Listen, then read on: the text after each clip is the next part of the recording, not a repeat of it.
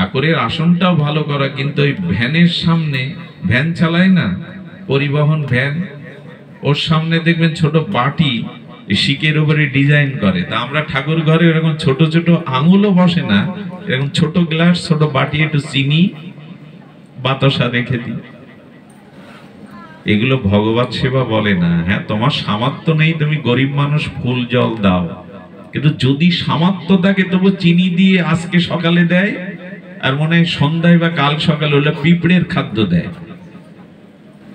ভোগ লাগানোর পরে, নিবেদনের পরে, আরতির পরে ওটা তুলে নিতে হবে, পেতে হবে, ওখানে রাখা যাবে না।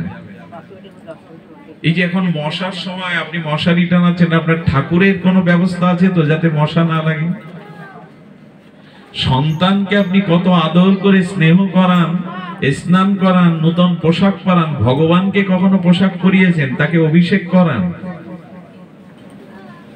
আপনি নিজে ঘুমান, ভগবানকে কখনো শয়নে দেন?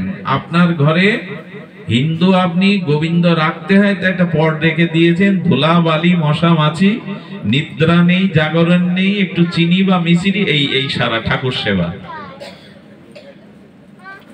এভাবে হবে না। সকালে 1 ঘন্টা, সন্ধ্যা 1 ঘন্টা যদি ঠাকুর ঘরে সময় দেন, আপনি তখনই হিন্দু, তখনই আপনার এই গৃহটা আশ্রম হবে, যখন বৃন্দাজির সকাল সন্ধ্যা আরতি, পরিক্রমা, কীর্তন হবে। যখন আপনার গৃহে গীতা অনুশীলন হবে, গীতা পেপারে মুড়ে লাল কাপড়ে রেখে দিলে কাজ হবে না, ওইটাকে আপনাকে পাঠ করতে হবে, অনুশীলন করতে হবে। যে না জানে তাকে একটা শ্লোক পাঠ করাতে হবে। যেখানে গীতার অধ্যয়ন হয়, যেখানে গীতা চর্চা হয়, ওখানে কোনো অভিশাপ আসতে পারে না। কিন্তু গীতা এখন পেপারে মোড়ানো, লাল কাপড়ে ঢাকা, আর বের করবে কবে? যেদিন ওই বাড়ির কেউ মারা যাবে, বুকের উপরে দেওয়ার জন্য বের করবে, এর আগে গীতা খুলবে না। এই হলো হিন্দুর দুর্দশা। সব পরিবারে নয়, প্রায় পরিবারে এই দশা। আপনার বাড়ি তুলসী থাকতে হবে, গীতা থাকতে হবে, গোবিন্দ থাকতে হবে, গঙ্গা থাকতে হবে, গঙ্গা জল। প্রতিদিন যদি 1 বিন্দু করে গঙ্গা বাড়ি পান করেন, আপনার ভেতর পবিত্র হবে। সদ্য পাতক নাশিনী গঙ্গা। আর গ্রাম অঞ্চলে বাস করলে একটা গাভী পুষতে হবে। এখন আর গাভী পোষা হয়েছে, এখন ওইটা বেঁচে দিয়ে কালার টিভি আনো। গরু পুষতে গেলে তো গরু হয়ে যেতে হয়। শহরে যারা বাস করেন তারা তো আর গাভী পুষতে পারবেন না, কিন্তু তারা কি করে জানেন? পহেলা বৈশাখে কোনো গোশালায় চলে যায়, গাভী মাকে প্রসাদাদি দিয়ে তাকে যত্ন করে আসে। পৃথিবীতে এমন কোনো প্রাণী নাই যার মলমূত্র জগতের কল্যাণে বেশি করে কাজে লাগে। সব থেকে কাজে লাগে গাভীর গোবর। পৃথিবীতে এত বড় পবিত্র বস্তু, দেখে অ্যান্টিসেপটিভ আছে ওতে। ডিটলের থেকে আগেকার দিনে হিন্দু মায়েরা ভোর হওয়ার আগে গোবর ছড়া কেন দিত? ওই জীবাণুগুলো নষ্ট হয়ে যেত। সন্তানরা, স্বামী যাতে উঠে পবিত্র স্থানে পা রাখতে পারে, ওখানের বাতাসটা যাতে নির্মল হয়। এখন যেটা ডেটল দেন মেঝেতে, পুরোনো দিনে মায়েরা ওটা দিত। এখন ধুনোও তো দেয় না। এই যে ধুনো, গুগগুল, এগুলো দূষণ নষ্ট করে।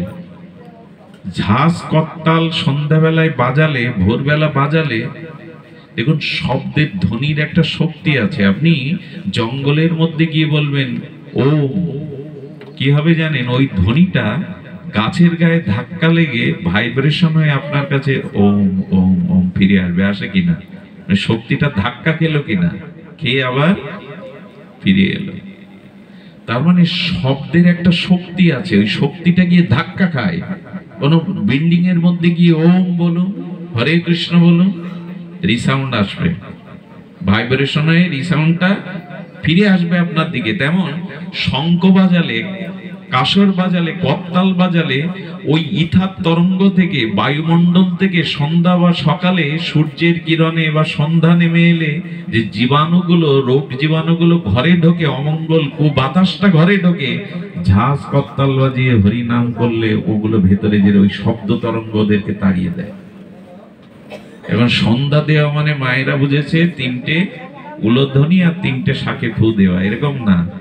একটু করতাল, একটু ঝাঁজ। বাচ্চাটা থাকলে বাজারে নিয়ে গিয়ে বন্দুক কিনে দেন ছেলেদের, করতাল কিনে দিয়েছেন ছোট কখনো?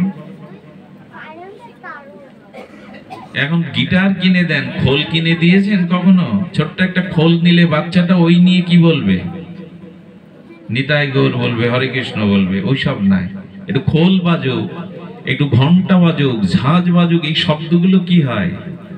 এই শব্দ তরঙ্গ গৃহ থেকে পবিত্র ভাব আনায়ন করে। এই জন্য গৃহে যদি ধর্ম অনুশীলন না হয়, ধর্মচর্চা না হয়, গীতা পাঠ না হয়, দেখুন শিব ঠাকুর ভগবত কথা বলছেন কোলে করে পার্বতীকে, সামনে পার্বতীকে রেখে রাধারানীকে কৃষ্ণ গোবিন্দ কথা শোনা, গোবিন্দ লীলা কথা শোনান। রাধারানী সখীদের নিয়ে গোবিন্দ গুণ কথা বলেন। রামচন্দ্র চিত্রকূট পর্বতে পঞ্চবটির বনে লক্ষণকে নিয়ে, সীতাকে নিয়ে সাধুসঙ্গ করছেন। সীতাকে নিয়ে বনবাসে পঞ্চবটি বনে প্রভু সৎসঙ্গ করছেন। রাম সীতাকে নিয়ে হরিকথা আলাপন করছেন। শিব ঠাকুর পার্বতীকে কোলে বসিয়ে ঠাকুরের কথা গুণকীর্তন করছেন। রাধা রানী সখীদের বসিয়ে কৃষ্ণ গুণকীর্তন করছেন। আমরা স্ত্রী পুত্র নিয়ে বাড়ি বসে গীতা আলোচনা, গীতার একটা শ্লোক নিয়ে আলোচনা করি। ধর্ম শুধু স্টেজে হবে, এই 3 দিন নাম যজ্ঞ, 2 দিন লীলা কীর্তন ওখানে হবে, ঘরে কিছু হবে না।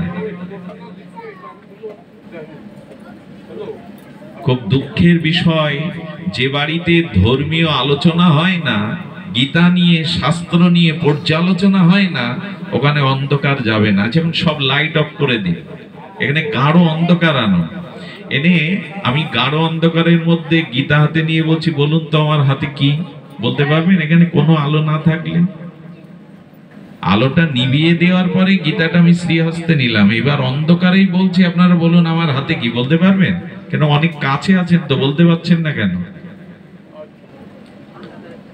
আলো নেই বলে। ঠিক বলেছেন, আলো না থাকলে আমার হাতের বস্তু, আপনিও এখানে বসে। তার মানে ভেতরে যদি জ্ঞানের আলো না থাকে, আমাদের ভিতরে যদি শাস্ত্র জ্ঞানের জ্ঞান না থাকে, তাহলে আমরাও কোনো বস্তু চিনতে বা বুঝতে পারবো না। মানুষের জীবনে সর্বশ্রেষ্ঠ বিষয়টা হলো তত্ত্বকে জানা, জিজ্ঞাসা করা। গীতা সৃষ্টি হলো জিজ্ঞাসার দ্বারা, ভাগবত আলোচনা হলো, ভাগবত সৃষ্টি হলো জিজ্ঞাসা দ্বারা, উপনিষদ সৃষ্টি হলো জিজ্ঞাসার দ্বারা। এখন আমাদের মধ্যে জিজ্ঞাসাই নেই।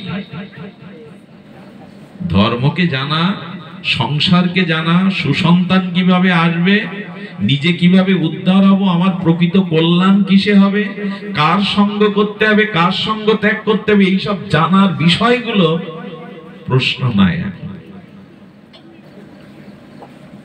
আর সব থেকে বড় কথা, তত্ত্ব এবং বস্তু ধর্ম না জানতে, জিজ্ঞাসা ছাড়া জানা যায় না। তত্ত্ব এবং বস্তু, এই জ্ঞান জিজ্ঞাসা দ্বারা কোনোদিনই হবে না। এখন মানুষের মনে জিজ্ঞাসাই নেই। দোকান থেকে, অফিস থেকে এসে বাড়ি যদি বউ ছেলে মেয়ে নিয়ে একটু বসি, তা সে সঙ্গীত চর্চা করুন, ঈশ্বরের ভজন করুন, একটা গীতার শ্লোক নিয়ে আলোচনা করুন, ওইখানেই স্বর্গে এসে দাঁড়াবে, ওইখানেই পবিত্র আত্মা এসে দাঁড়াবে, ওইখানেই পরম মঙ্গল এসে দাঁড়াবে। এখন ধর্ম আলোচনা পড়ে মরু, শতকরা প্রায় 50% ঘরে গিয়ে দেখেন শাশুড়ি বৌমার আলাপ নাই। ধর্ম আলোচনা রাখুন শিখেই, এমনি আলাপ নাই তাদের মধ্যে। কোন বাড়ি গিয়ে বলি, মা তো বলে 2 বছর তার সাথে আমার কোনো কথাবার্তা, ভাই ভাইয়ের মুখ দেখে না, প্রতিবেশীর সাথে দেয়াল তুলে দিয়েছে, ঝগড়াঝাটি। তো ধর্ম আলোচনা কি? এমনিই তো কথা বন্ধ হয়ে গেছে, তো ধর্ম আলোচনা কি করবে? এই হলো দুর্দশা। পরিবার এমনি আশ্রম হয় না, গৃহ এমনি আশ্রম হয় না। স্বর্গের থেকে গৃহে শান্তি থাকে, স্বর্গের থেকে সুখ থাকে গৃহে, গৃহ যদি আদর্শবান হয়। ভগবানও তো কারো গৃহে এসেছেন, মায়ের কোল আশ্রয় করে এসেছেন। ভগবান কি মাটি ফুঁড়ে এলেন? কৌশল্যানন্দন রামচন্দ্র, দেবকী নন্দন যশোদানন্দন কৃষ্ণ, শচীনন্দন গৌর হরি, এরা তো মা বাবাকে আশ্রয় করে কোনো গৃহেই এসেছেন ভগবান। এখন গৃহটা এখন অশান্তি কেন? ধর্ম আলোচনা রেখে দিন। নিজেদের মধ্যে কথাও বন্ধ। কথা যদি না বলে, একে অপরের মধ্যে ভাব বিনিময় হয়। কথার দ্বারা একটা মানুষের সাথে মানুষের ভাবের বিনিময় হয়। কথার দ্বারা একটা মানুষের ভাব আর একটা মানুষের মধ্যে প্রকাশ হয়। কথা বললে তার প্রতি আসক্তি জন্মায়। দেখবেন যার প্রতি খুব বেশি কথা বলবেন তার প্রতি একটা আসক্তি জন্মাবে। তো সংসারে পরিবারে কেউ কারোর সাথে এখন ভালো করে কথা বলারই সময় নেই। আসক্তি হবে কি করে, মিল হবে কি? আর সেখানে ধর্ম আলোচনা তো স্বপ্ন দেখার মতো। প্রহ্লাদ মহারাজ তাদের ইতিহাস খোঁজ করে দেখুন। গৌড়ীয় যত মহামানব ভক্তগণ এসেছে তাদের পরিবার পিতামাতার খোঁজ করে দেখুন। এই জীবাদম আপনাদের সামনে গীতার কথা বলছে। আমার জীবনে ওই গীতার পরিচয় ঘটেছিল আমার পিতার হাত ধরে। ছোট্ট আমি তখন, বাবা মা ভোরবেলা গুরুদেবের মন্ত্র স্মরণ করতেন আমাকে কোলে নিয়ে। আমার বাবা আমি যখন খুব ছোট কাঁধে করে নিয়ে কীর্তনাসরে নিয়ে বসিয়ে রাখত। প্রত্যেক জায়গায় নিয়ে যেত, নাম সংকীর্তনে নিয়ে যেত। কত দুঃখের বিষয়, এখন বাড়িতে যুবতী মেয়েকে সাজিয়ে গুছিয়ে সিনেমা, থিয়েটার, মেলায় পাঠায় বাবা মা, কিন্তু ভাগবতে পাঠায় না। এখানে যুবক যুবতীরা নাই। ওরা এখন কোন রাস্তার ধারে, ওরা কোন নদীর ধারে, ব্রিজের উপরে ওরা জালে আটকে গেছে। নেট মানে জাল। ওদের এখানে পাবেন না, কারণ ওদের ভিতরে জন্মগতভাবে ধর্ম অনুশীলন আমিও করিনি, তার মধ্যেও আমি ওটা সাধনার দ্বারা, তপস্যার দ্বারা আনিনি। তারা ওই রাস্তাঘাটে মাঠে পড়ে রয়েছে। আর রাত 2-3টে পর্যন্ত ওই নেট ঘাটতে ঘাটতে 1-2 বছর পরে ওদের ভিতরে এমন ভাইরাস প্রবেশ করবে, ইতিমধ্যেই 30% যুবক যুবতীরা মানসিক রোগগ্রস্ত হয়ে গেছে। শতকরা 30% যুবক যুবতী এখন মানসিক রোগগ্রস্ত। মানসিক রোগটা বাইরে বোঝা যায় না, কিন্তু এটা পরে প্রকট হয়ে যাবে। সুস্থ চিন্তা তারা আর করতে পারবে না। সুধীগণ, তো এই জন্য নিবেদন করছি, আমি কথাটা বিস্তার করবার জন্য অর্জুনের কথাটাই বলেছি। অধর্ম বিভবাৎ কৃষ্ণ প্রদুষন্তি কুল স্ত্রীয়। পরিবারে ধর্ম না থাকলে মেয়েদের মধ্যে দোষ এসে পড়বে, মায়েদের মধ্যে ভোগ বাসনা এসে পড়বে। তখন আর গীতা বা মালের জপের মালা না, তখন লুডু বা তাস নিয়ে বসবে, টিভি নিয়ে বসবে। সন্ধ্যার পরে তখন আর জপের মালা, হরে কৃষ্ণ মহামন্ত্র জপের মালা উঠবে না, রিমোট উঠবে। আর এইগুলো দেখতে দেখতে এইগুলো, এই ওখানে কে কথা বলছে নিষেধ করুন। বৃদ্ধ মানুষ বুঝছে না, কথা বলছে।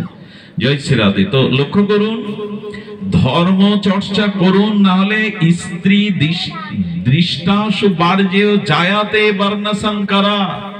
স্বামী স্ত্রী দুই ভাব, দুই ধারার মধ্যে যারা আসবে, সে সন্তান ধর্মমুখী হতে পারে না, আদর্শমুখী হতে পারে না।